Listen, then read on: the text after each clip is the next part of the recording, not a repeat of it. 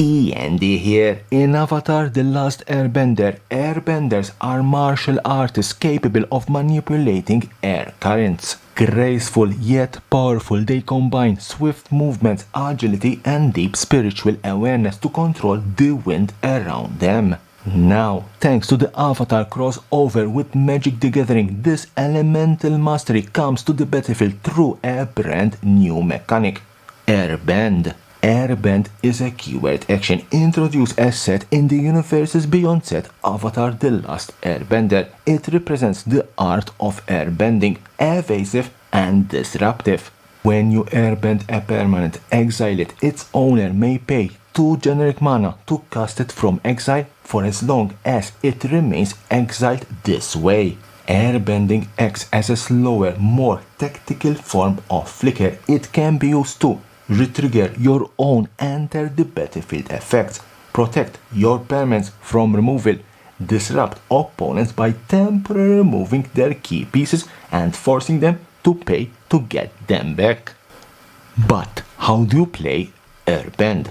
Let's build our battlefield and let's put some permanents in play, starting with 2 creatures, Voice of Victory and the Zenith. An enchantment, Caretaker's Talent, and a Planeswalker, Elspeth Storm Slayer. Let's put everything there. My opponent cast Shoot the Sheriff on my Voice of Victory. My Voice of Victory is not an outlaw creature, therefore it will be destroyed. In response, I'm going to cast Appa Steadfast Guardian. Appa Steadfast Guardian, 2 and 2 white. Flesh, flying, enters the battlefield, airbend any number of other target non-land permanents you control. Appa is a normal creature spell, therefore when casted it will go on the stack. There can be a counter, there can be a response, nothing happens and Appa will hit the battlefield. When Appa hits the battlefield, I can airbend any number of non-land permanents I control. In this case, I'm going to target and airbend my Voice of Victory and save it from Shoot the Sheriff. Airbend it. Shoo!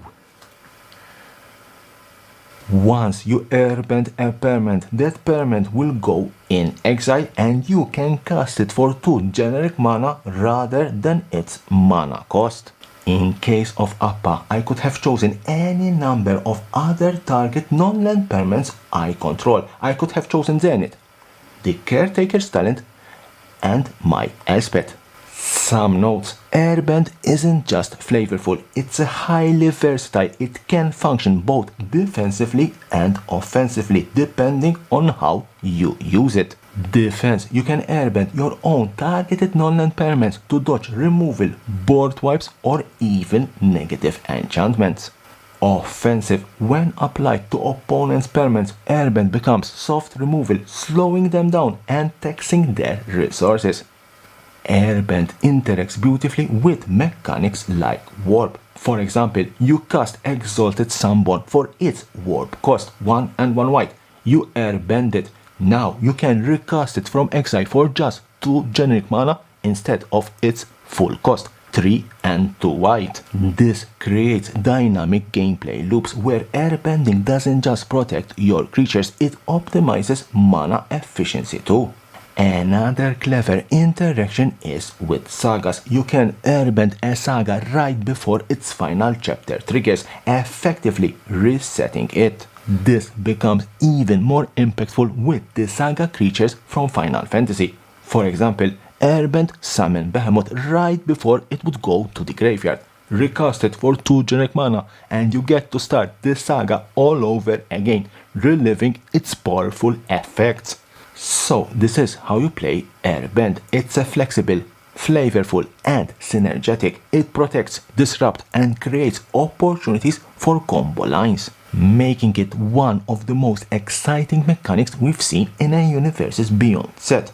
Leave me a comment below what you think about Airbend and airbending, and as always, subscription button there, subscribe for my channel for more and more interesting videos about Magic the Gathering and the collectible world. Elspeth!